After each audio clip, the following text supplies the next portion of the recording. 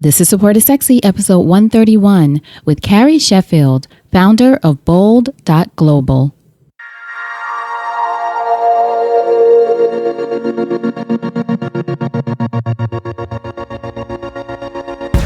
Welcome to Support is Sexy. I'm your host, Elaine Fluker, entrepreneur and founder of Chic Rebellion Media.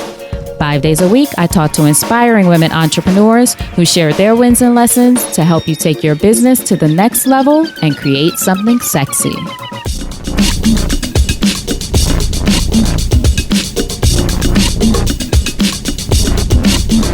Here we go.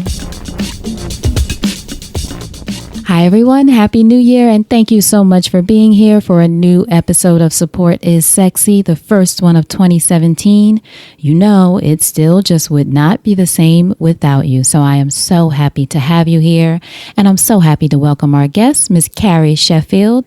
And Carrie is the founder of a new website. It's a year old now, called bold.global, and it is a conservative news site, which is actually, she talks in this episode about a little bit of a shift that she's making with the content, the direction, and I really appreciate Carrie's openness about what this shift meant for her personally and professionally.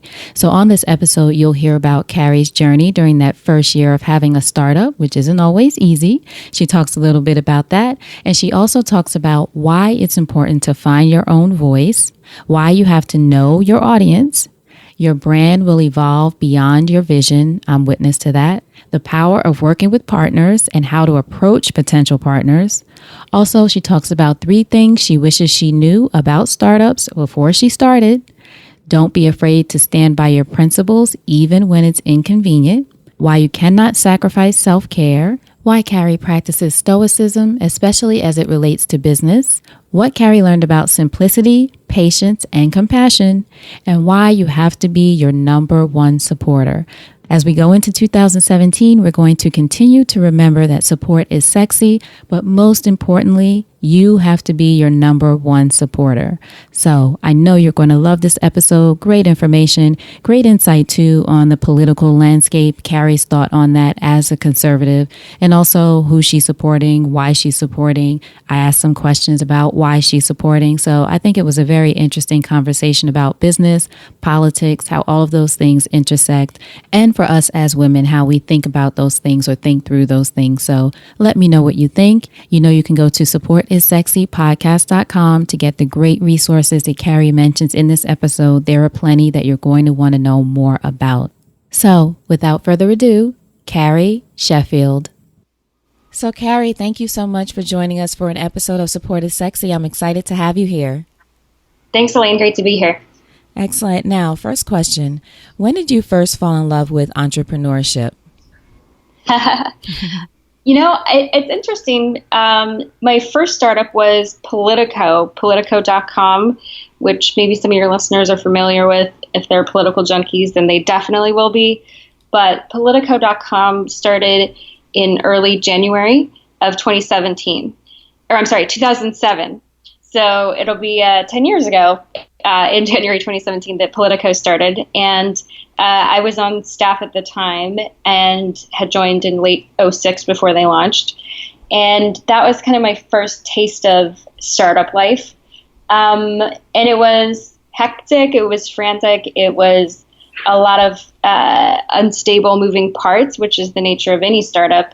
And I was a little bit stressed out, to be honest, and I actually went and left from there to go to a more established environment, just because I think I couldn't handle it then. And then I went to grad school, and then I went to Wall Street, and then I fell in love again, or I guess rekindled the flame here in New York, and I would say it really happened when I went to TechCrunch, which might be a silly thing, but just going to TechCrunch and being around that energy and meeting all those entrepreneurs who were so excited to build their initiatives and their companies, it was contagious. And so that happened about a year and a half ago. Now, when you were at Politico, had you had a full-time job before then at another kind of company that wasn't a startup, or was a startup your first entry into the working world? I had worked for one other place as a full-time employee. It was actually a competitor to Politico. Mm-hmm. This was down in DC. So I had worked for The Hill. It's thehill.com, The Hill newspaper. And there's a whole backstory if your listeners are interested about the dynamic between The Hill and Politico. Yes. Because the people who founded Politico actually at one point wanted to buy The Hill. And I guess the offering price was too high. And so that's part of why they started Politico. Oh. So yeah, I had worked for The Hill for about a year before I got tapped to go to the startup. Okay. Now, where did you grow up? So this is a complicated question. I tend to joke and say that I'm a musician brat in the same way that some of my friends call themselves military brats. Right. So my dad's a musician, and so we moved around quite a bit. So I actually went to 17 public schools and homeschool. So I actually think that really set me up well to do things in an unstable environment, which is very much what a startup is. Now, did you go to 17 schools or travel so much because you were traveling with your dad while he was touring or things like that? Or yeah, and we actually eventually started the whole family got into it, and we ended up having a family orchestra. So I have a really big family. There are 7 siblings, so there are 8 of us. Mm-hmm. So my dad is a classical guitarist, and all 10 of us eventually, as we got older, started performing with him too. So yeah, we just kind of toured around a lot and went wherever we were going, where the music led us. Wow. Now, you played 3 instruments. Did I get that right? Yeah, well, I have to confess, I don't play the oboe anymore, but if I had to, I could probably pick it up and dust off my skills. But yeah, in the family band, I played the oboe and the violin, and then we all play the piano. So I still play the piano and the violin. Wow. So what was that like in traveling so much and growing up in that kind of environment? I know you mentioned that it sort of helped you for what you do today, but what was it like as a child experiencing life that way? Yeah, it was a lot of being the new kid. Mm-hmm. Like I said, 17 public schools as well as homeschool. It taught me how to adapt to new environments, I think. And in some ways, it also taught me to be very introspective, because in so many ways I was kind of a spectator. I would airdrop into the next school, and I have to really assess the situation and, just take stock of everything that's going and be very observant. So, I think, I probably won't do that to my kids in terms of, having them change so many schools, but at the same time, I don't live with regrets, and so I learned a lot from it. Excellent. Now, who were some of your greatest influences growing up? Sure. So definitely my dad. My dad came from a family out in Utah that was very successful. His dad, I never met him. He actually passed away the week before I was born, but his dad had been a lawmaker in Utah, which is where our family's originally from. And he had, if any of your listeners ever spend time in Utah and you're at a red light and you turn right at a red light, you can thank my grandpa Sheffield, because he wrote the law that said you could do that. So, oh, wow. And it's funny. That's actually in his obituary. Funny enough. I'm the reason you can turn right at a red light. Yeah, it's just kind of those silly things that you don't think about in terms of public policy. But he also did a lot of other things that were in his obituary as well, including he ran the Zoning and Planning Commission in Salt Lake City. So he helped design the city. He also helped designate Antelope Island, which is part of the Great Salt Lake. And just that public service that my grandfather did really, I think, was passed down to me, just in my family and my cousins and my aunts and uncles. And so that example, I think, was a big influence, even though I never actually met my grandpa. So my father, my grandfather, my mother as well. My mother is incredibly patient and incredibly thoughtful. I mean, to put up with such a, transitory life, she just has the patience of Job. So, and then I just think, really writers and thinkers and people that I've never met, I think had a big influence. I think that's something that I've learned throughout my life is really the power of ideas. And that people are really kind of conduits for ideas. And so just, the ability to read someone's writing, you can really pick their brain and you feel like you know them, even though they might have already passed away or they live somewhere completely far away. So for me, I just found that reading was a way for me to get to know people and ideas in a very special way. Now, at any point before you went off to college, did you think that you would want to continue on as a musician, or did you know that you wanted to go into public policy or politics or that kind of thing? I thought about being a musician, and some of my siblings, that's what they studied in college. I think for me, I never felt like it was my calling. And I think that that's something that, hopefully your listeners will be able to feel that calling, whatever it is, whatever you're called to do, in terms of your life's purpose. So I think for me, I never felt like that was what I was supposed to do. And maybe I just don't have the talent either, but I guess I never tried to develop the talent to the point where I wanted to do it as my profession. Now, at what point then because college you went to Brigham Young? Yes. Brigham Young is the Mormon college out in Utah.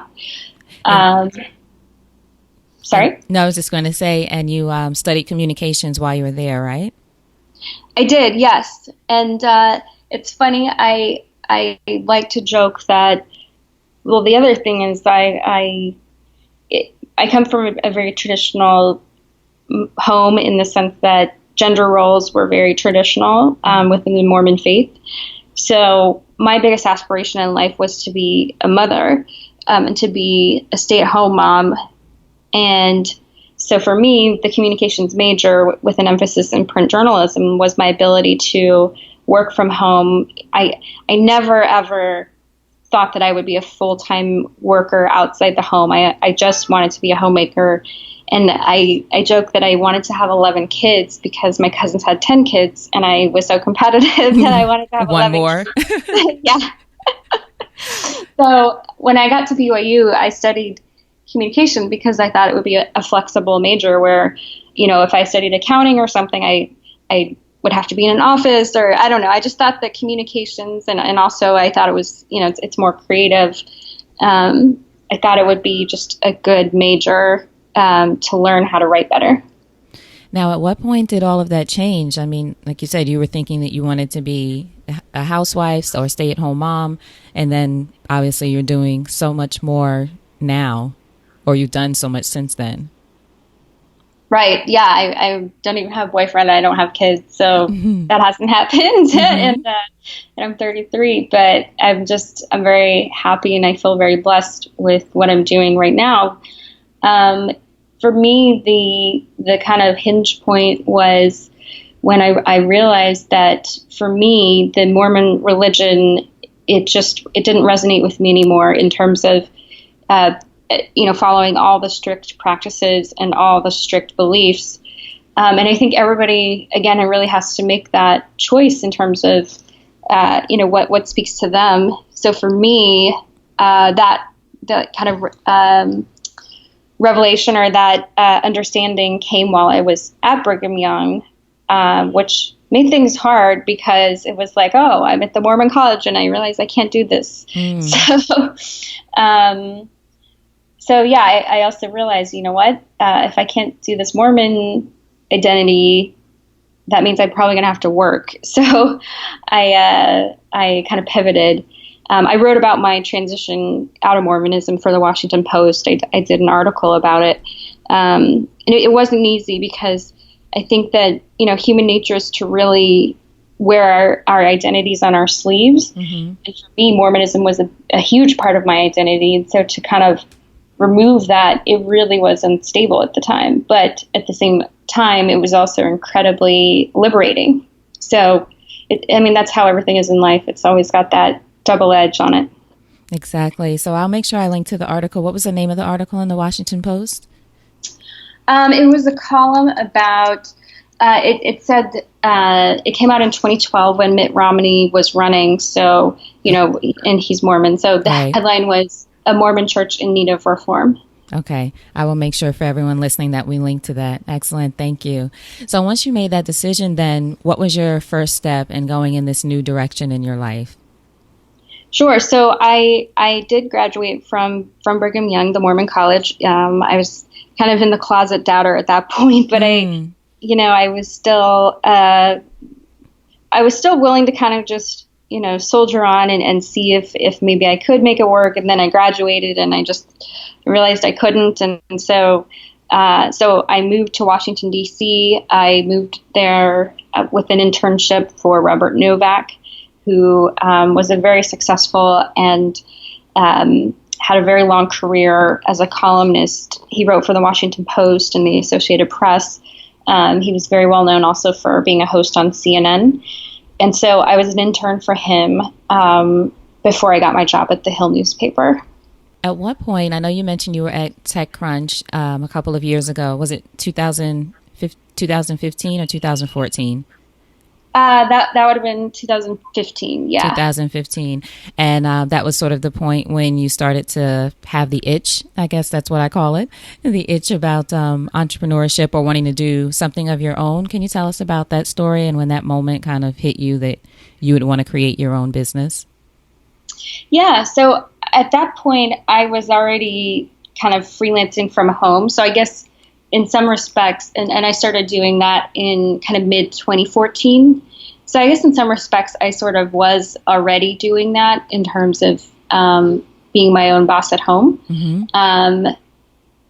But in terms of starting an actual institution and getting other people on board versus being a solopreneur, that journey started, like I said, in early 2015. Or mid 2015. So, yeah, I think that,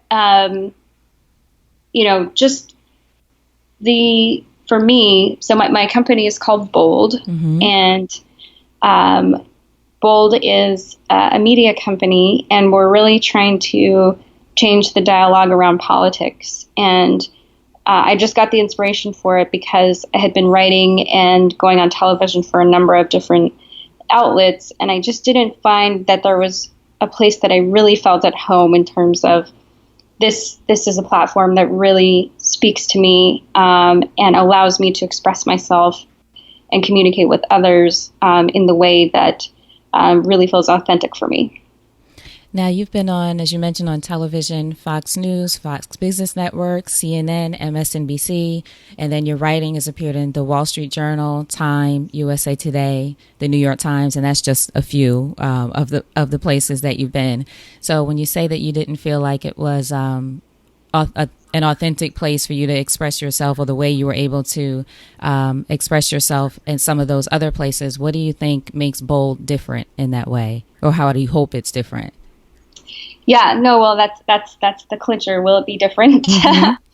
I think that, when looking at media outlets, a lot of it has to do with the culture and the tone and the style, but also the audience. Mm-hmm. So I think that's the biggest differential that I'm going for is to really get an audience, because that's the number one rule of communication or public speaking is who's your audience. So when I'm looking at an audience, for example, like the Wall Street Journal, which that's kind of like my Bible. I read it every morning, mm-hmm. And I worked on Wall Street, so I really enjoy reading it. But when I think about the audience, the average consumer tends to be very successful, wealthy, tends to be male, tends to be middle-aged, tends to be white. So again, like I said earlier, I think people wear their identities on their sleeve, but and then that I don't think that's healthy sometimes. But I also think that demographics are important, and getting messages to different audiences is important. And so there's really no media outlet that was conveying the ideas that are meaningful to me and speaking to audiences that were not your traditional Wall Street Journal readership. Who would you say your target audience is? Sure. So I'm really trying to talk to people who I have sometimes informally called the Bold, the Wall Street Journal for everybody else.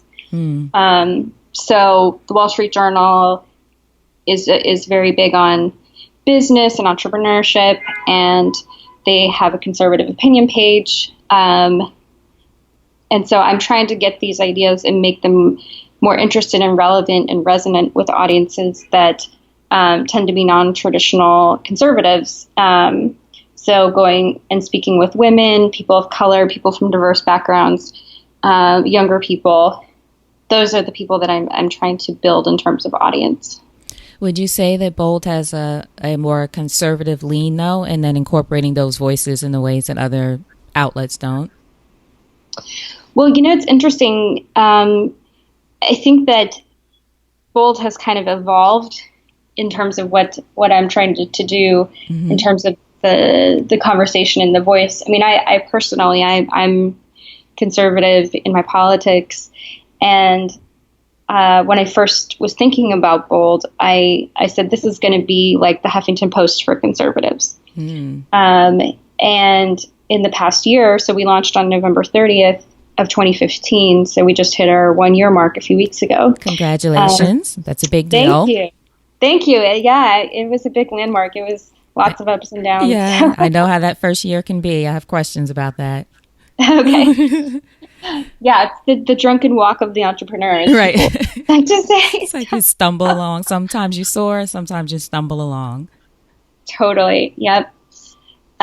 So, yeah, I think from the beginning, I was kind of wearing my conservative identity on my sleeve. And I've realized now, just in part because of this election, that people aren't talking to each other. And so I don't want to build another silo. I think that's what I've realized through this past year, is that if I just build another conservative place, then I'm just talking and preaching to the choir, and I'm not really having a dialogue and bringing people together. So I personally am conservative, but for the structure of our television show, for example, we are striving very hard to make sure that it's a bipartisan conversation, that we have strong progressive or liberal voices dialoguing with conservative voices.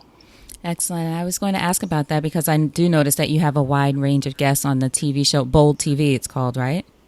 Yes. And it's a live streaming program. Does it air a certain time every day? Sure. So right now we're working, so our fabulous producers are with Al Roker, who is with the Today Show, but has his own side.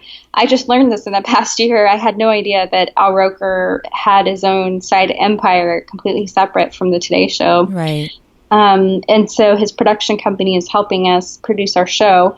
Right now we're still kind of in the pilot phase, so we're just once a week, and we're Friday mornings at 10 a.m.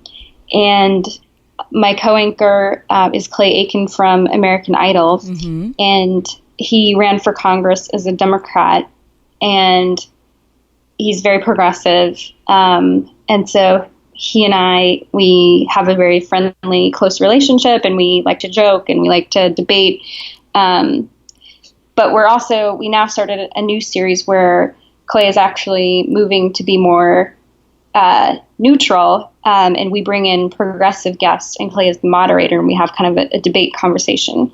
So it makes it, I think, hopefully, your listeners would agree if you guys check it out. It makes it more entertaining and just a little more lively. And where can people see your show? Sure. So people can, we do Facebook Live at 10 a.m. on Fridays. Okay. So you can go to facebook.com/bold, be like boy.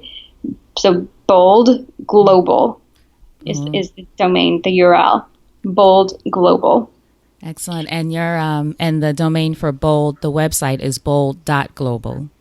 Exactly. Yep. Right. So www.bold.global. We think the .com is 20th century, so there's no .com in there. It's when I've had a couple people try to send me emails, and they'll do Carrie@bold.global.com, and I'm like, no, that's not it, right? It's funny, when I was looking up the website, I said, oh, that's nice. I didn't even know you could get that. That's very new age .global. I love that. Thanks. Yeah, there are a lot of like .cos, .lys. Right. So they're all kinds of fun options. Now, the content, as you mentioned, I know you said it's not just a conservative website. Certainly the show has a mixture of guests. And I noticed the content, too. It's not just political content. There was things on there. One thing was I saw something about Black hair care products, and then there's stories about the president-elect. And then, so is it a mixture of content or more? It's not a lifestyle site, but what would you consider it if people were interested in knowing what kind of content you have or how it's evolving, as you mentioned? Sure. Yeah. I mean, I would consider it a general news platform and news site. So we're very general. I mean, my passion and my deep background is more on the politics and the business. But we also have a tech page, a style page, a comedy page. So we love just because at the end of the day, everything kind of all flows into one. And the thing about politics is it really does touch across every vertical. So yeah, we like to have variety. We have variety of topics, and we're always looking for good freelancers or just people interested in maybe you have a burning topic you want to write about. Just feel free to send it our way. So how would people who are interested in freelancing or writing or making a submission do that and get in touch with you guys? Sure. Yeah, they can send an email. Probably the easiest general mailbox is just hello, HELLO, hello @bold.global. And you can send your pitch, and then we will take a look, and hopefully it will be a good fit. And how do you, is that the way that you get your contributors to the website? It's not an open thing like a Medium or something like that. There's an editorial process. Yeah. We're not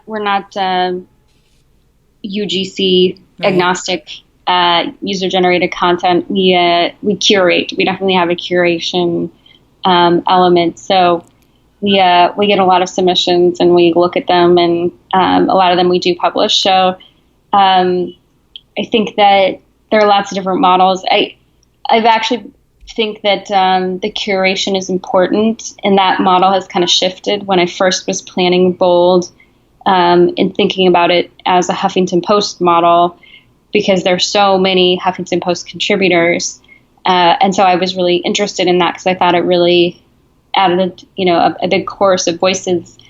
And so when we first started, we had tons and tons of contributors, but I just found that things were getting buried. The quality wasn't there in terms of, we just didn't have the capacity to edit everything. And I just found that it was better and more manageable to have fewer pieces, but to be able to do more with them. Right. And some of the other brands like Huffington Post, as you mentioned, I've worked with them before. And as you said, it's sort of, you can't necessarily monitor all of those people because it's really just impossible. People kind of can post whatever they want. I won't say that they don't monitor anything, but depending on quality control and making sure the content aligns with your vision, it would seem that doing it through some sort of process might be a better way to do it, or another way. Maybe not better. Yeah, I mean, I think it was a better fit for me and for our vision of what we were trying to do. So to each their own, definitely. To each their own. Now, are you a sole owner of the company, or do you have partners that you work with? I know Al Roker's company is producing your TV part of it. Yeah, we have a couple partners and people that we're working with. So it's that's the beauty also of a startup, as I'm sure your listeners who are entrepreneurs understand, is that it's like Jell-O. It's constantly moving and evolving, and so we have different people that we're working with, and different broadcast partners and production partners. Over the summer at the conventions in Philadelphia and Cleveland, We did a partnership with BitTorrent, which is, the file sharing tech company, BitTorrent, based out in San Francisco. And they are getting into the content business. A lot of tech companies are. And so they helped us produce some television programming at the conventions, and we provided content for them. We had an hour each day where we brought in guests and talked about different topics. So it was definitely great to have their technical expertise and their team. And so we learned a lot from them. Has working with partners been something that's been very helpful to your business overall? I ask that because I know, my whole premise is support is sexy, but I know a lot of us try to go it alone with everything and don't look at partners maybe as early as we should. Yeah, partners are lifesavers. The great thing about partners is that they can really, it offers specialization. So for me, my passion and my specialty is more on the content side. So it makes it easier for me to work with Al Roker's team because they are passionate on the production side. So if it also helps from a resource standpoint. I don't have to get payroll to hire producers. I don't have to pay for the lighting and the set. I don't have to get all those fixed costs up front because I can go to my partners. So we have another partner who owns the studio that we shoot out of, and it's like finding the right partners is how you save money. And it's also what frees you up to focus on what you really want to do, which is your passion. Is that something that you learned along the way, or is that something that you started from the very beginning with Bold? We started from the very beginning that way. Definitely that's always been integral. I take a lot of inspiration from Vice, Vice.com. Yes. I like to joke that I want Bold to be the nice Vice. So, the nice Vice. I love it. But Vice is, when you think about how they evolved, they started in the 90s in Canada at some record stores with little magazines. Magazine, right. Yeah. And so now they're this multimedia empire, worth a couple billion with a B. And like boy. So, like Bold. Like Bold, that's right. And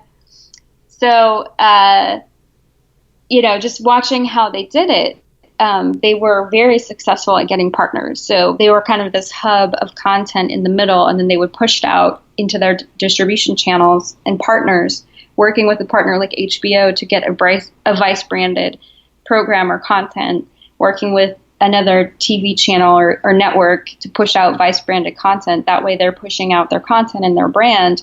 They don't have to incur all these big fixed costs. They didn't have to get the licensing agreements. Now they have their own, this is brand new. They just started their own TV network, but that's something that's very new. Right. Viceland is called, right? Exactly. Yeah. Mm-hmm. So, but that's evolved over time, where they now have those costs that they incur, and because they can support it with their operations.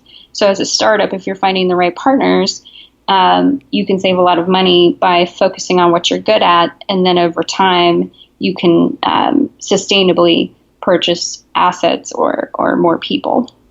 What advice would you give for people considering this and how to approach a partner? So, for example, say with Al Roker Media or any of the partners that you've worked with, how do you position yourself to say this would be a good fit for the two of us?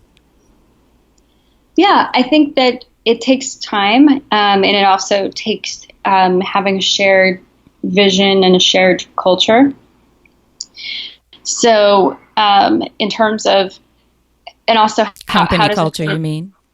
Yeah, company culture and how your people like working together, but also where do you fit into their needs? It's always that, what's in it for me kind of thing. So how can working together help them? I think if you look at it through that lens, that's a boost.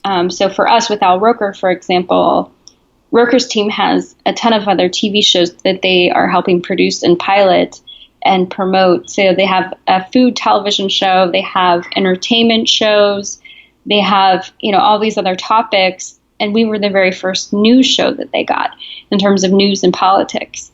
So we offered them something that they didn't already have. And we also offered them the conversation in a bipartisan way, which I think was important too. If I were to go to him and say, hey, I want to make a right-wing TV show, you want to help me? Mm-hmm. That wouldn't be as appealing. Whereas if I say, this is a bipartisan conversation where I'm a strong conservative and I have a strong progressive and we're dialoguing, that makes it easier for someone like Al, because Al is nonpartisan and he's a bipartisan person. So that fits the culture for him. Excellent. Now, you said in your cover story for Her magazine that launching Bold taught you that the startup is like jazz and you have to improvise along the way. Like we said, the drunken entrepreneur, right? What would you say are 3 things that you wish you knew, or 3 surprises along the way in this startup for the past year? Yeah. I wish I could talk to my former self. But, yeah, if you could talk, that's a great. I love that. If you could talk to your former self, what are 3 things you would tell her? I was going to say warn her, but we won't make it seem like a scary thing. But maybe it is. Whatever you wanted to say to her before she got started on this bold journey. Yeah, well, oh boy, there's so much, because I think the biggest variable that's been the most unexpected in all of this was Donald Trump, because I purposely launched Bold to coincide with the election cycle, because I thought it would be a great platform to talk about the election. And so I was opposed to Donald Trump until the very end, which, to be honest, wasn't good for business. It would have been easier for me to jump on the Trump train as a conservative. So I would tell myself, just hang in there, stick to your principles. Now that he's won, I'm trying to make the most of it. I am taking the Mitt Romney approach, which is he's going to be our president, and I want our president to do well. So I'm going to do what I can to make this a successful presidency for the sake of the country. So I would say, don't be afraid to stand up for your principles, even though it's going to be a very rough year to do that. So right. Now, yes, I'm sorry. So I was just going to ask, though, how did that, let's see, within that time, how did you go about sticking to your guns? People might not be facing something exactly like that, but in this example, as you said, especially when it's not just you maybe going against what other conservatives are doing, but you're going against, it's a matter of business as well.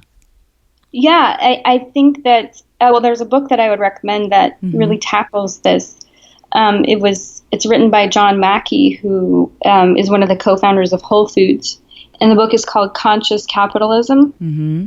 And it's all about how to build a business that's based on ethics and values and treats people well, and believes that a business is not just about making money. It's about values, and it's about impacting society in a positive way.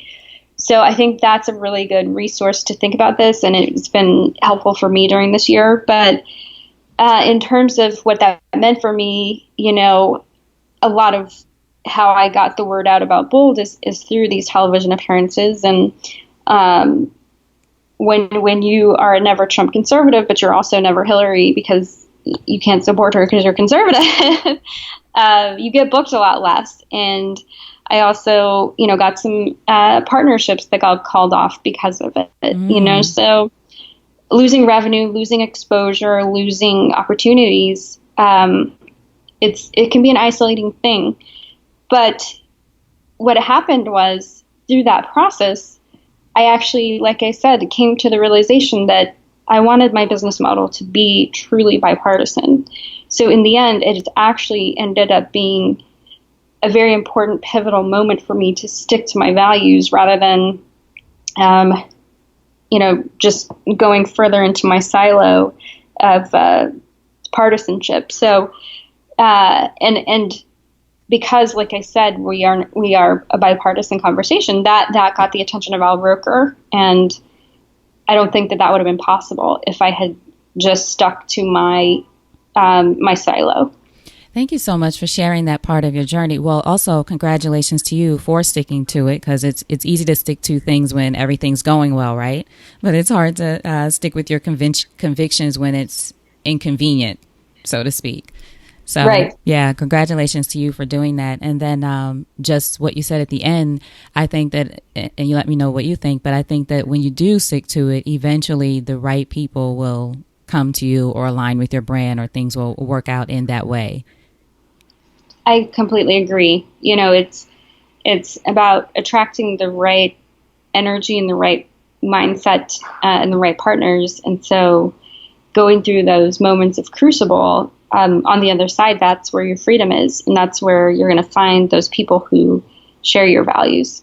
Excellent. Now, what were the other two things that you would tell Carrie from a year ago? Yeah, I would also say that, well, I mean, what can I say publicly? There are a couple things I say privately, but I would also say, don't let the self-care go away. That it's, and I had heard people say that, and I'm just like, meh, I'm going to keep doing it, which, like, by it, I mean, I'm not going to be as careful as I had been about maintaining my regular sleep hours and, limiting the caffeine or making sure to exercise and just keeping that balance. It's when you're going through all the difficulty and the moving parts, it can be easy to let the personal care go. And, when that would happen, it's kind of like you're stealing from the bank. I guess I thought that, I've been so healthy and so, stable with everything that I'm doing with my, taking care of my body and meditating, that I've kind of had this bank account that I can draw from, and I can just deplete it, and I don't have to worry about it because I've got this bank account built up. And it doesn't work that way. It's something that you have to renew every single day, because otherwise you're going to get burned out. I think that's another book I can recommend that helped me get through this, was by Arianna Huffington, and it's the book Thrive. Yes. And that's the name of her new company that she just launched. And silly trivia side note, I told you I was inspired by Huffington Post. We launched on November 30th, and I chose that date because it's Winston Churchill's birthday, and Winston Churchill was my favorite conservative because he had both the head and the heart. Funny enough, it's also my co-anchor Clay Aiken's birthday as well. So, yeah, and then what's even crazier is that during the course of the year after we launched, Arianna Huffington actually left the Huffington Post, right, and she launched Thrive on what date? November 30th. So she did it a year later exactly after. So I actually went to her launch party and I talked to her a little bit about it, but kind of funny. So.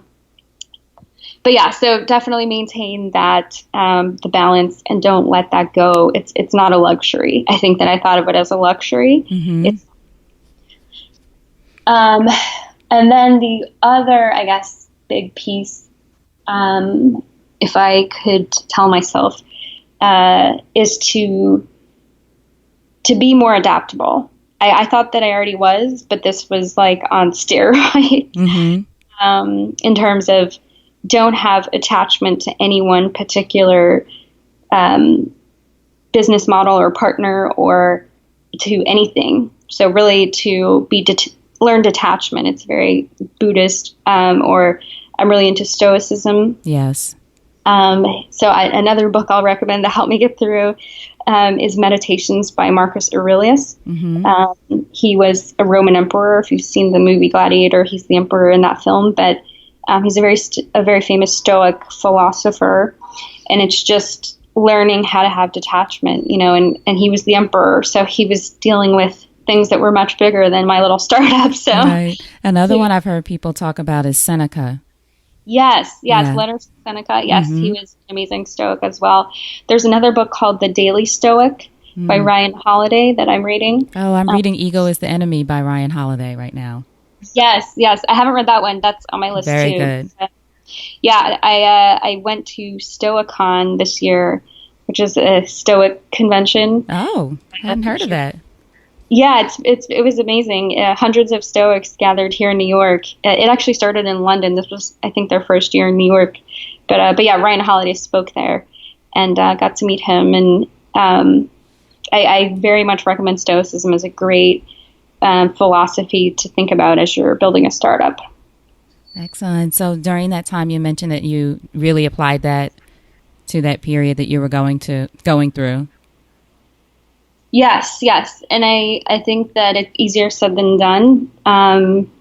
But yes, to have the ability to pivot and to not have that attachment to how you think it's going to be, that I think that would have saved me a lot of stress to just learn how to let things go better. Do you feel like, and I know I've learned this, and a lot of entrepreneurs I've talked to have said this, you have this vision for what you want to create. Obviously, you're supposed to have that and have a business plan and all of those things, but it's not until you really get in it that you see what it can become, should become, and all of those things. Was that your experience on this journey? It's sort of once you started the doing and I always say there's learning in the process. Once you're in the middle of it is when you can kind of look around and say, okay, so this is not what I thought it was going to be, or I want to do something a little bit different here. Definitely. So, yeah, there were times when I was just like, why am I doing this? Like, right. My life was so much easier before when I was a solopreneur versus bringing a bunch of people on board that are, not doing exactly what I need them to do. Mm-hmm. But I think that for me, it's been important to do this because it's taught me, that I think true leadership is learning how to create other leaders. It's not about creating followers. And I think that under my, what I was doing before, it was more about creating followers. And so I think this is a lot harder, but I think ultimately it's going to be a lot more meaningful and a lot more impactful. What would you say, you mentioned your why, what would you say at this point is your why for Bold? My why is that I really want to help advance human flourishing. I want to help people think about the choices they make and maybe reconsider or just challenge themselves about how they're making their decisions. And I'm also trying to, like I said, bring together the left and the right and to help people understand each other and to really humanize each other. That was, I think, another thing from my childhood was that I lived in both urban areas as well as rural areas. So I went to schools where I was one of the only white kids, and I was picked on by, my black classmates, and my black friends were picked on for being friends with me, so that kind of feeling of marginalization or that experience of knowing what that feels like. I think that's important as we're talking in this country about race, and that was a big theme in the election. But I also went to, where I graduated high school. There was a movie called A Winter's Bone, which was the film that got Jennifer Lawrence the Hunger Games because she did so well in A Winter's Bone. And in A Winter's Bone, it's a film about a young girl in the Ozarks in high school. The Ozarks are a mountain chain in the Midwest, in the south of Missouri, the U.S. And the town that the movie is based on a book, and that town is where I graduated high school. And it's rural, it's high poverty area, lots of meth addicts, lots of drug problems, opioids. It's a lot of the dystopia and kind of anger that some people are feeling who supported Trump. And so to having that experience too, and understanding Trump voters, but also understanding Obama voters or Clinton voters, I think that's rare. I know many people who have had both experiences of, living and working and having friends who are in such different backgrounds. Mm-hmm. Excellent. Now, just a few more questions. You've been wonderful, of course. You have so many great quotes on social media, but I wanted to ask you about one in particular. It says, I have just 3 things to teach: simplicity, patience, compassion. These 3 are your greatest treasures. And I think that's Lao Tzu was the person who wrote that quote. So I wanted to ask you, when was the last time you had to remember, well, for one, simplicity? Oh, every day. Now, is that tough, though, being the head of a startup and as an entrepreneur? How do you apply simplicity to either your business or your life?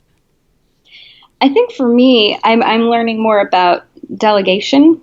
I think a lot of entrepreneurs, type A's, we can we want to control everything. So learning how to let go can actually simplify your life, because then what's most important is really there left once you've delegated and once you've moved out the things that you don't need, that are just taking up your time and burning your energy. So that's, I think, how I've been doing that recently, is just how to simplify and how to delegate. How many people do you have on your team or working with you?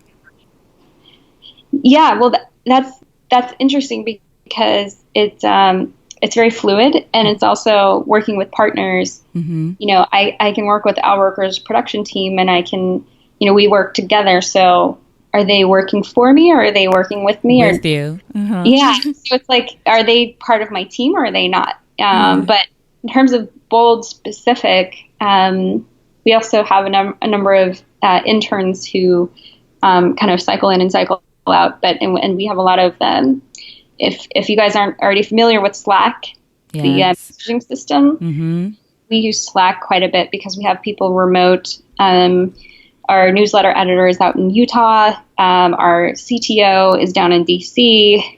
And then we have people here physically in New York. So on Slack, I like to say we probably have 7 to 10 people who are Bold specific.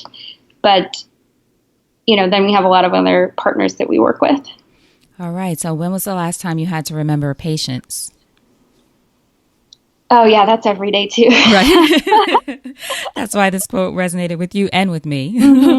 Yeah, I'm sure and I'm sure your listeners, especially the entrepreneurs, everybody, it's, I think patience, for me, in politics, that's the name of the game,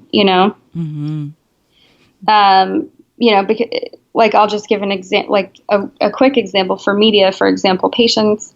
For every one television hit I get, I might get a call, or it might get canceled. There might be 1 to 2 cancellations for every one I get. Right. So just that patience to know that, the upward trajectory is still there.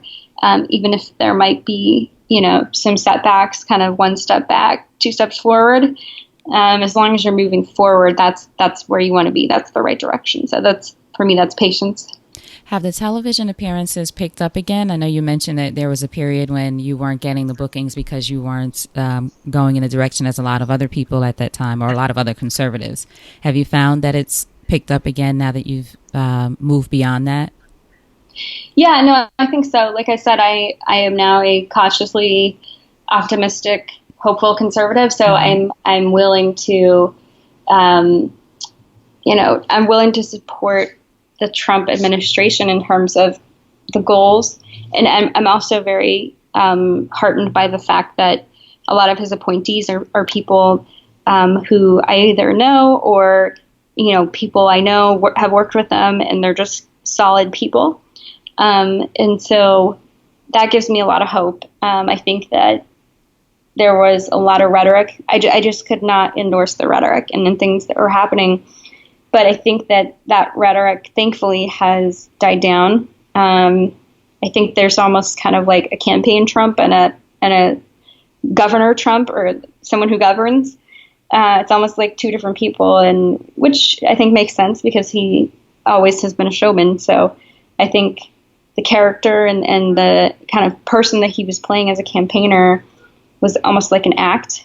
And I just couldn't get behind that act. But now that he is our president, or will be, I am, able to go on and talk about the fact that I'm also done some work with in interviews with the Speaker of the House, Paul Ryan.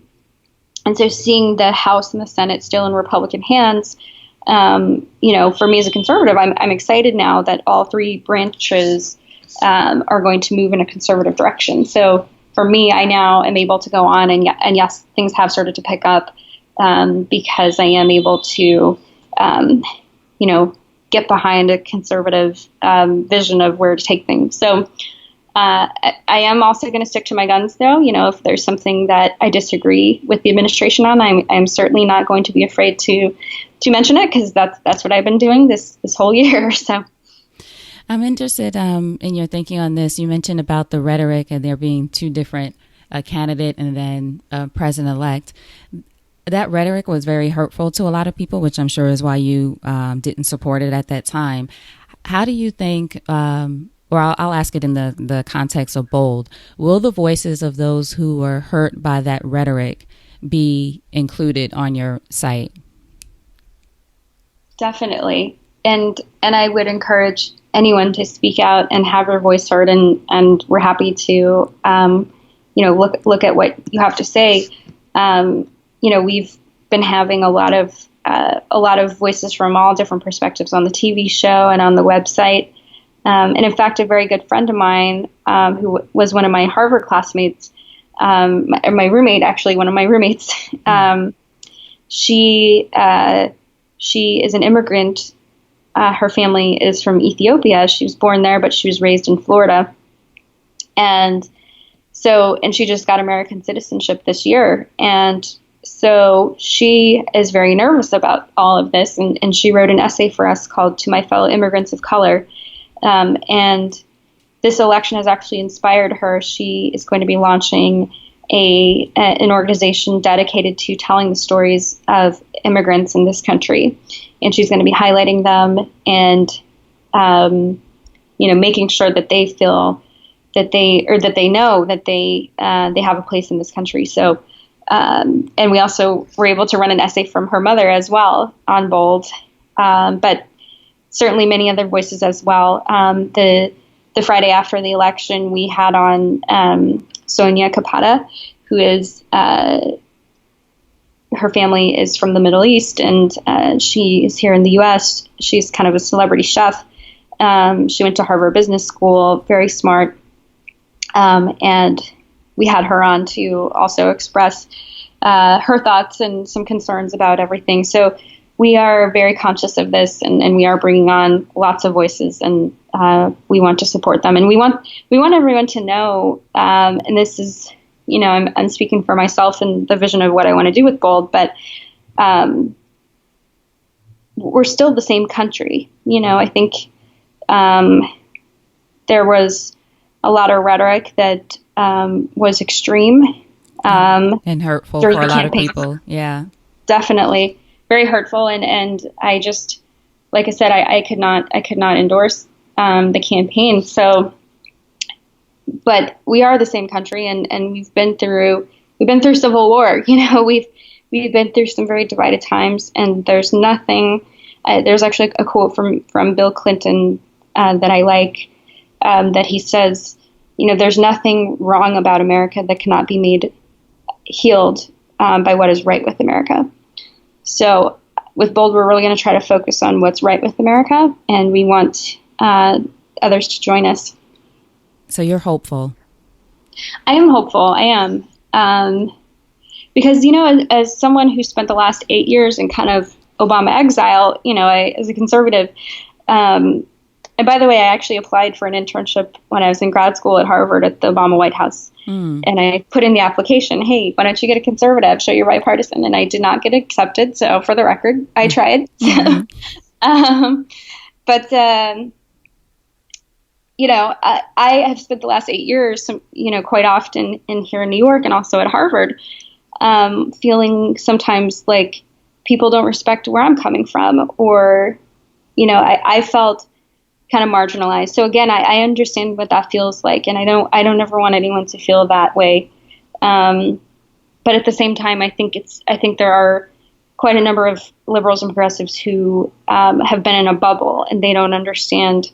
They don't understand the Trump voters. And I think that the next 4 years, my hope is that we're going to get some understanding on both sides. And lastly, when was the last time you had to remember compassion? Sure. So again, I think on a daily basis, I have to just remember it. It's compassion, like I said, not only for myself, but for everyone who works for me, everyone who is in our audience. Just that compassion, I think, is what we're going to need to move forward. And I think it's what gives me hope in terms of being able to move past the hurtful feelings and rhetoric from this election. What does your support network look like for you, either personally or in your business? Who gives Carrie support? Sure. So again, I have to say that this was something I had to learn. You have to be your number one support. That's really what Stoicism teaches me, is that there's a phrase from Marcus Aurelius that says that a person must stand erect and not be kept erect by others. So every morning it's sort of going through that meditation process to know that I am going to be my best support at the end of the day. So you are your best advocate. So that's first. And then secondly, just, people who either work day to day with Bold or are partners, and then outside advisors. So one of my advisors with Bold is, his name is Clayton Banks, and he's a dear friend. He founded a tech community and incubator up in Harlem called Silicon Harlem. They're trying to, make a play off of Silicon Valley, but make it Silicon Harlem. Mm-hmm. And so it's an incubator accelerator for tech and other projects in Harlem. And in fact, Bold was actually founded, our first kind of home base was up in Harlem at one of their co-working spaces that Silicon Harlem helped launch. So Clayton, I talked to him. We talk a lot about, startups and diversity and inclusion. And I talked to him a lot about how can I strike this balance that we're talking about, kind of moving past the hurt feelings from the election. Excellent. Now, in closing, if you think over your life and career and you had the chance to thank only one person whose support was critical to you personally or professionally, who would that be and what would you say? Oh, boy, only one? Only one. That's a hard question. I know. Everyone says that.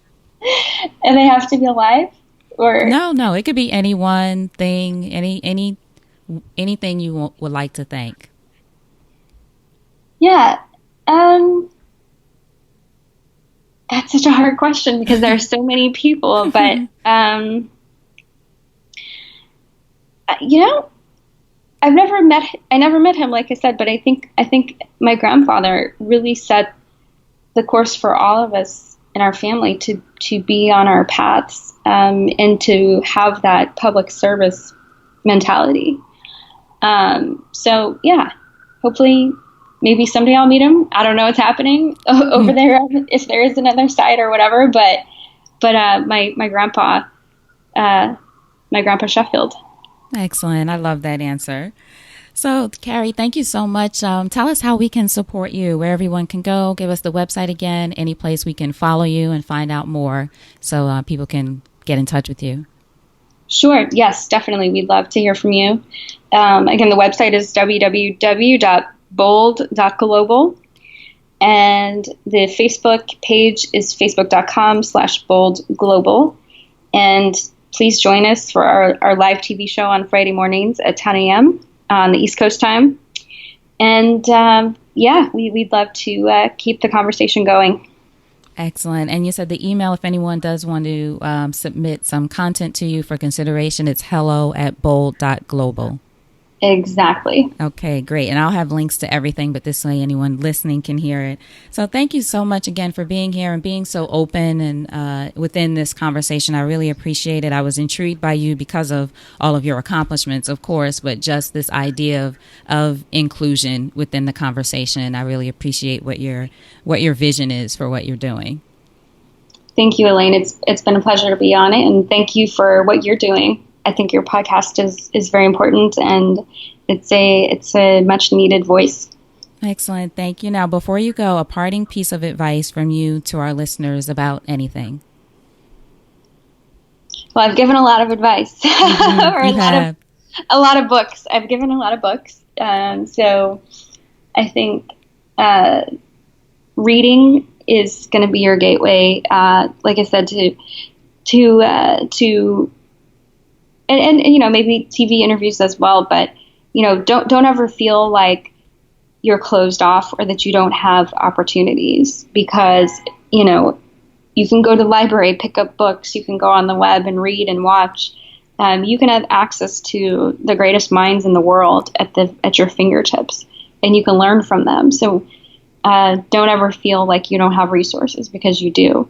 And at the end of the day, you have to be your best advocate, and you are going to be responsible for the trajectory of your life, which is very empowering, but sometimes it can be overwhelming. But just know that